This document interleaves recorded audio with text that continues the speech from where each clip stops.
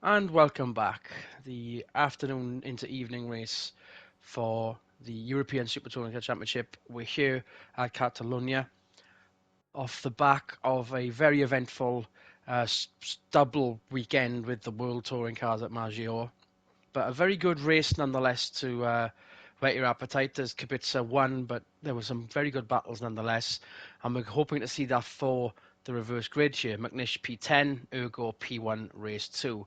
For continuity, we did mention it in race 1. Effectively, Christian Shepherd couldn't make it to this race through other obligations, and that's why we've promoted Michael Swinnerton to the booth rather than hovering in pit lane. But before we get into that, during the mid race break, were there any discoveries that the teams had found? Other than, as I feared, Radicic's Honda was misbehaving on him, nothing too groundbreaking. No. They all came into the finish of the race looking very clean, not a bump in sight, bit of a scrape here or there. But obviously they've polished those, and let's see what we can get out of this second race. Front wheel drive front row, rear wheel drive second row, and of course Heidfeld was going to get the jump on that. And there's the Lloyd's Ford back up to fifth. Tell you what, McNish not letting the rear-wheel drive car have its own way. Back in the lead by turn 1, although he's going to lose it here again. He's got the better line going through here. Little shunt, little nudge saying I'm still here. They're still too wide. Guys, sort it out, will you? It's as if the race continued. They were doing this, they were threatening to do this through the hairpins that they're approaching, actually. And there's Heidfeld already, but Barbosa looking close. Percy up to fourth as the two Hyundais still in a decent position, but they kind of fell asleep on that. Percy's up to fourth. Yeah, they're a bit of formation flying from the Hyundais, but not in the direction they wanted. Gran Turismo up to eighth already. Kubica up to ninth, having started P10. Bianchi and Capelli trading places too. Here comes flying again, Renault's side as well. by side. Not through there either. Guvan and Radicic, as well as Ordonez, just making up the numbers, much like they did, but not that far back by the end of it, please. McNish and Heidfeld with their personal battles again. McNish closing in once more, but I believe Heidfeld's going to be getting an even bigger gap by the end of this lap. Potentially. The first half of the lap is where the Audi excels. So if McNish wants to make a move, he wants to do it sooner rather than later and then close the door behind him to stop Heidfeld having a counter-attack through Sector 3 here. Or rather Sector 2, they only chopped the lap into 2 sectors in the short circuit. We're going to see some prime cuts through that hairpin right there. Speaking of... Does that mean we need to start calling it the Butcher hairpin? We might just have to. Let's get Google Translate to find the Spanish one. Sharpish. Gronholm 8th, Dama 7th. Capelli 10th. Such a good fight, scything his way through traffic last race. Let's see if he can do that again. Preferably without as many slide-ons into the chicane this time. I don't know if they've done anything about the back end of that car to calm it down for this race, or they've just gone, you're fast enough, go with it. Wasn't that much of a massive slide-on through that chicane hairpin combo. But here comes P7 for that Audi. Yeah, here he is already with the momentum. Throw the white flag, no pun intended. He made that look easy. Kubica with a bit of a questionable line there. I think he was close to just bumping the back of that RCZ.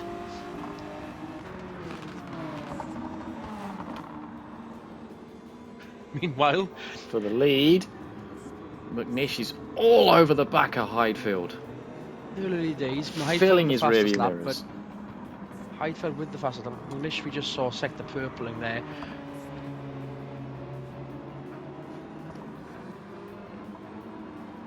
McNish's best chance here is to get a good run out of the last corner and get momentum going down the straight so he can mirror what his teammate has just done and get him on the brakes into turn 1. Heidfeld's curb usage then might have just swung it in McNish's favour, but yeah, we just saw too far back. But he's got a run, power. And there's the fastest lap. Yep. Look at the speed difference. There we go. Down get him on the brakes. National hairpin. Heidfeld's going to hang it tough around the outside. Don't know if McNish is going to let him do that. This is lap 1 all over again.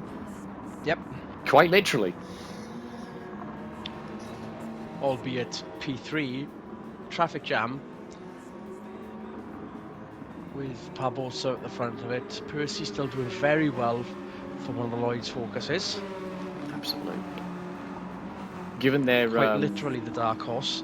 Yeah, given their performance at Dragon Trail and now this round here, they are definitely making a play for the Independence title here.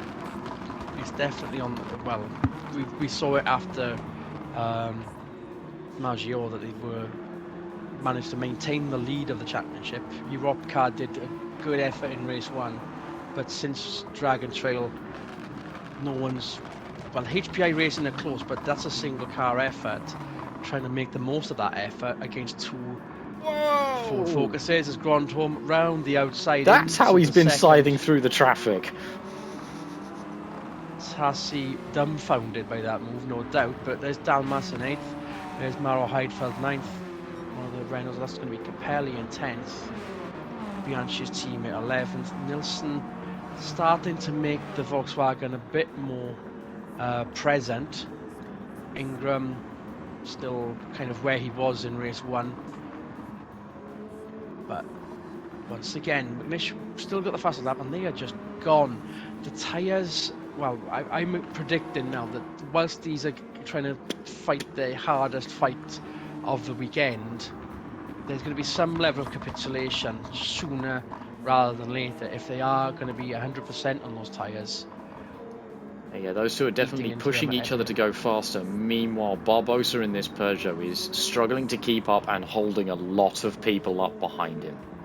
Yeah, this is definitely going to be potential. You know, we might have to voluntarily put the blue flag out, even if you're not being lapped. You're that slow, or even the white flag, not of surrender, but of just slow car. But that would be a disrespectful thing to do, all things considered. It is a very good position for that Peugeot to be in. Wide goes Nilsson into New Holland. Mattel in the IKEA BMW.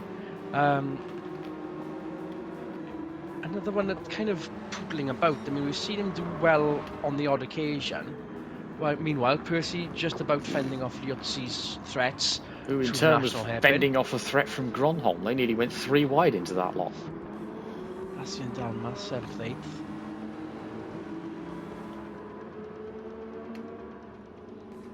There's more of a gap between these two now.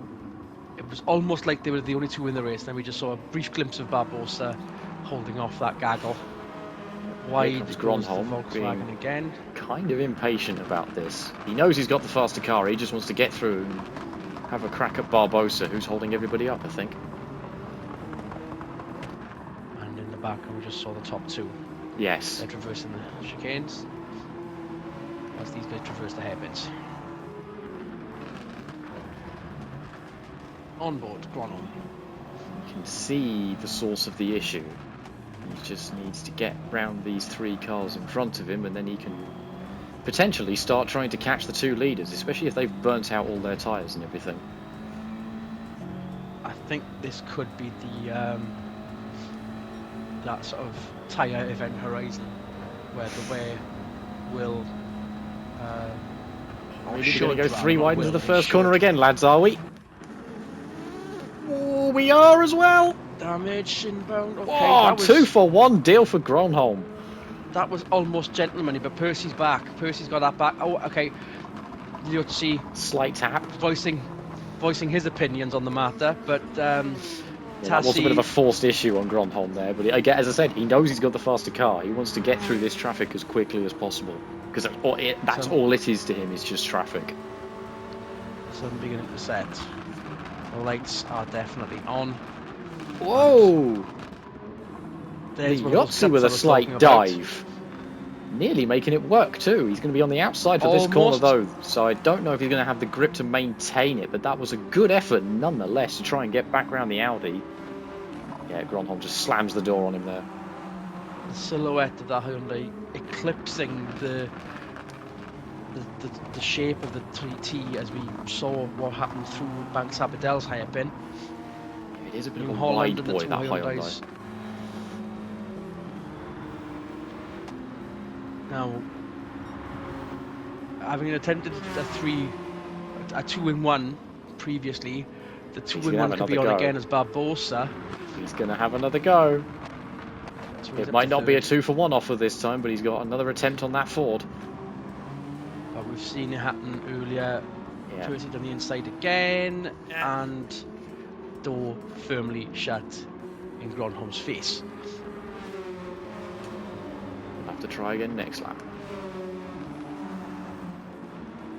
And my goodness me, the top two aren't even on the same stretch of track there. And when we see Ingram back down in 13th, all the way up to Barbosa, there's 10 cars all in the same shot almost. Yep. Can Tassi find a better line? Yes, is the answer, but is he going to use it? No. Not when Liuzzi goes into his back quarter panel like that. Meanwhile, these guys now... There's definitely a gap building between these two.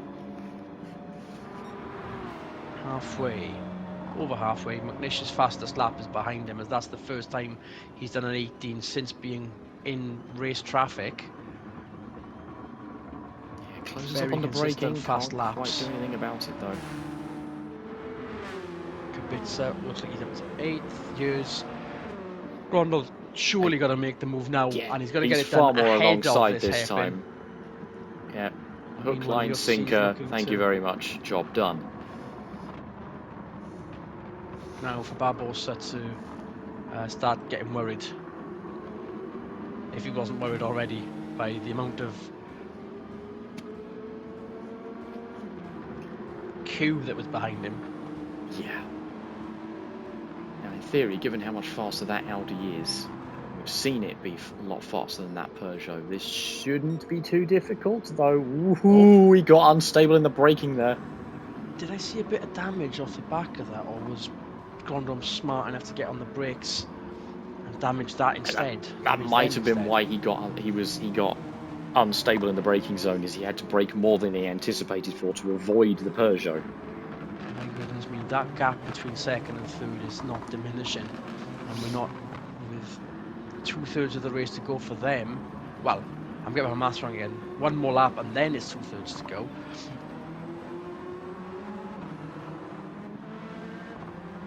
But apart from Radicic, who is now plumb last again, the reliability of that Honda, all things considered, best performing Honda last year. Yeah, I think they need to just throw the whole turbo out and start again with that car. But it's far from stagnant. We've got two sort of tense battles ahead of us with 5 laps remaining after this one. We've got Gronholm ahead of Barbosa. Yeah, we missed that, but he must have made it look easy, as he and really Percy's hasn't. fallen back behind Liuzzi as well. He has. So that means Kubica's now closing in on that privateer Ford. Which, if I got my maths right now, that means 77 points for Team Lloyd's ahead of the HBI car. You kind of get what you're given, but I would prefer to see, you know, a fair balance in privateers. If there's going to be 2 cars in it, you know, why should the one car have to deal with the same amount of points when it's on average performing better? But rules are rules. I'll shut up about that one. Yeah, no, it's one of those things of, you know, budget does play a factor, and some teams can afford to run 2 cars, and some teams can only afford to run 1. And speaking of manufacturer points, then that means Audi and BMW obviously at the front with a 50-point difference. And at the end of this meeting, Kubica looks to still be in lead of the championship, but he's having done well in race 1. He will be putting nearly 40 points to a degree. I think it is 34 points worth of a difference. 36. Instant maths is not my strong point. Not enough milk. That's right. Mine's worse. So Mauro Heidfeld still leads, given the battle there, and that gap.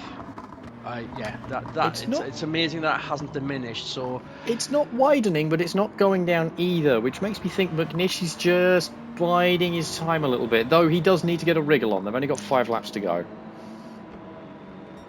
4 laps to go. We'll just have to assume that with the cooling temperatures of the sunset, that the tyres are behaving themselves a bit more than they did during daylight hours. Higher temperature on the surface. Well, as I've said previously, these Michelins are a slightly softer compound to what we're used to in the World Supers with the Goodyears. So that probably is playing more of a factor in this race than it did for the World Super Tours here. I wonder what will happen if there's a night race around here, or indeed any of the circuits we visit this time by. How good did that be? Now, Heidfeld still pulling away from McNish to a certain degree, but they have gone. Gronholm making Audi look very good, all things considered, ballast and all. They've found that workaround very quickly indeed. And the Liotzi's finally found his way past Barbosa as well, so the cork in the bottle has definitely been popped. It just depends on how much more slips through, as Kubica has a look, does a bit of rally crossing, and just makes it look easy.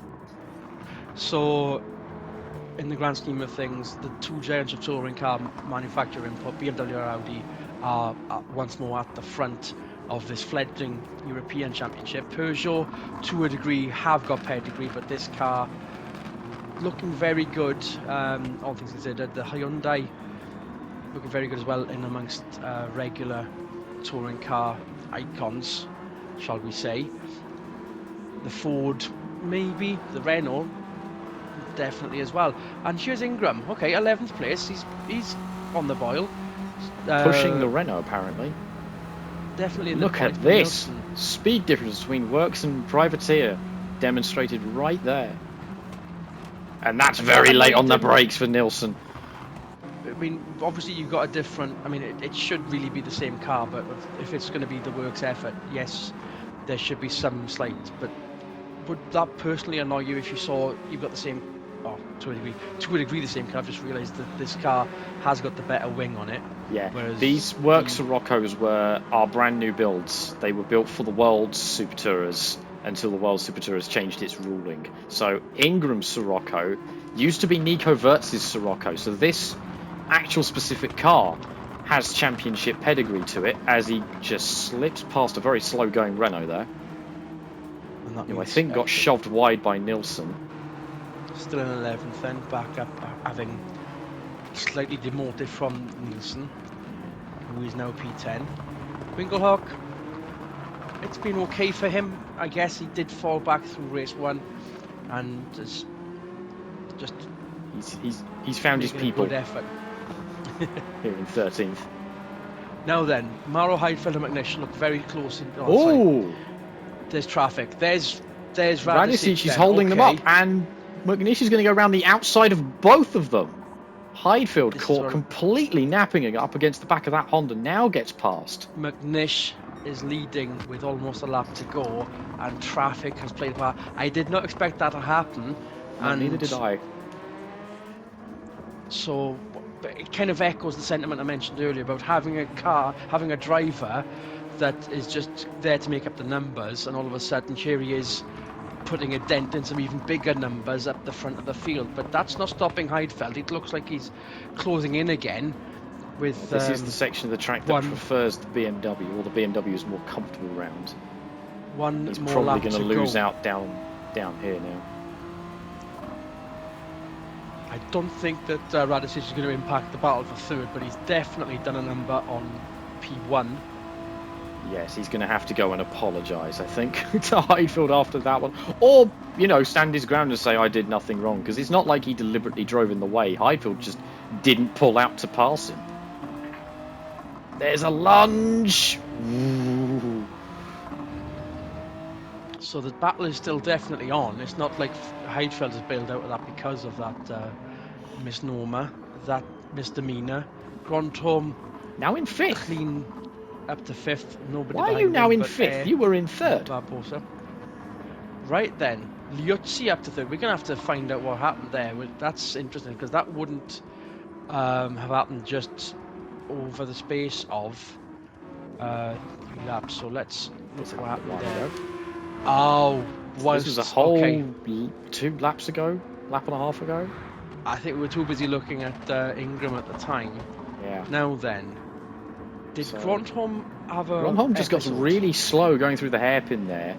Liuzzi then has a dive at the S's and just shunts him wide and goes, no, I am coming through, whether you like it or not. And then all of a sudden... And here's Kubica to pick up on the pieces as well. Ooh, I think Grandhomme might have burnt his tyres out. Which we'll see in evidence now. Kubica's now going to have a lunge up the inside here. Ooh, makes a dive bomb and makes it stick. So I'm surprised we... well, yeah, this was the point where we were too busy eyeballing the midfield when better things were at play, especially for Hyundai, putting better effort onto... Yeah, that's now a podium for them. Yeah. So, back to almost the final lap here. Having encountered Razicic and done a number on the race.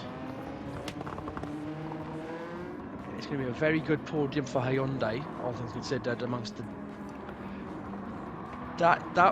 That's drama right there. I mean, in fairness, whether it was right of Radicic to say he had nothing wrong, that sort of thing shouldn't happen in a...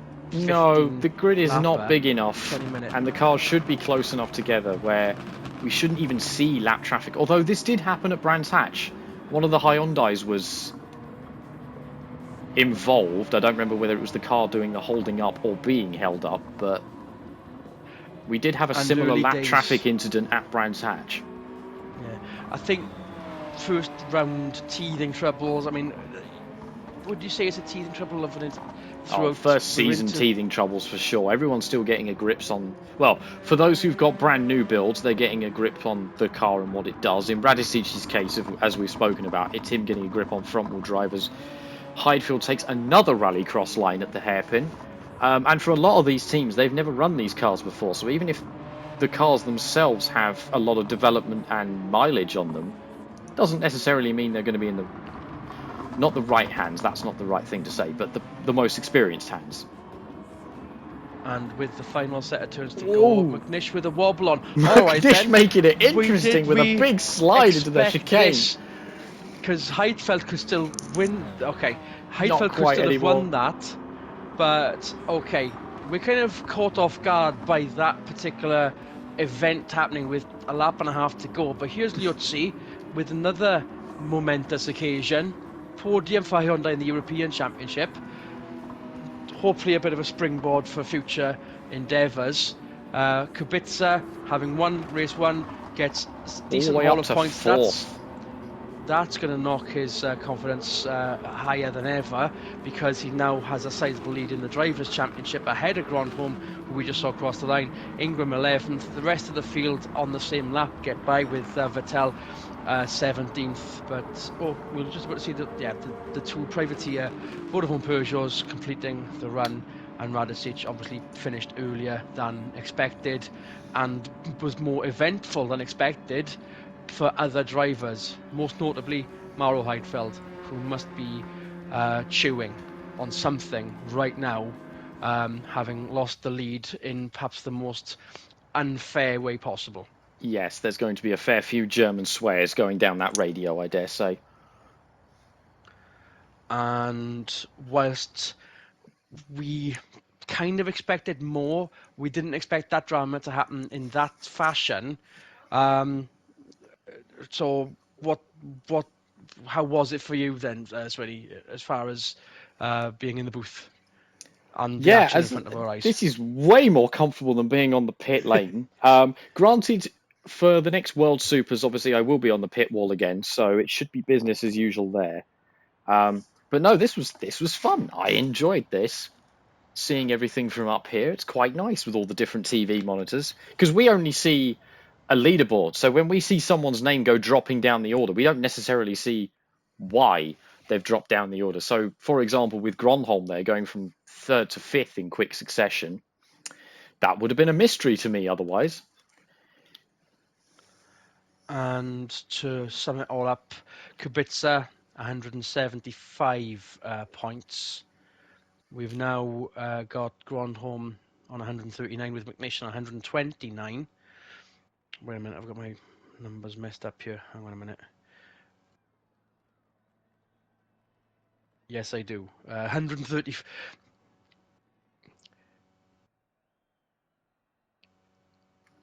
He's doing maths. We can cut that out. Grandholm still leads the championship on 134. We got Kubica closing in, having done so well and in race one and done so well in race four, not to have that damage limitation. Only a single solitary point behind. I forgot to carry the one. McNish in third. Bianchi fourth with 84 points. So it's still a good look for Audi and BMW at the top of the manufacturer championship. Team Lloyd's with a single solitary point now ahead of HPI Racing. And we shall pick up with the Euros when we go to the Alsace village for a change. Now, this is going to be slightly different because normally Alsace is more of a sort of festival of traditional historic cars. This is going to be the first time they'll have modern machinery heading around what is technically a classic layout.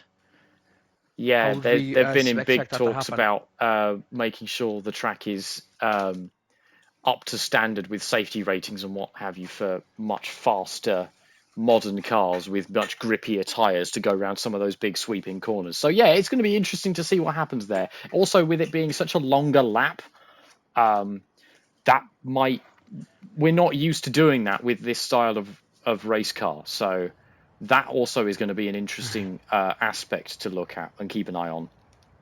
Next step, the Nordschleifer after that, perhaps. Yeah, apart Not from the there fact we've already yet. been there with the Worlds, but you know.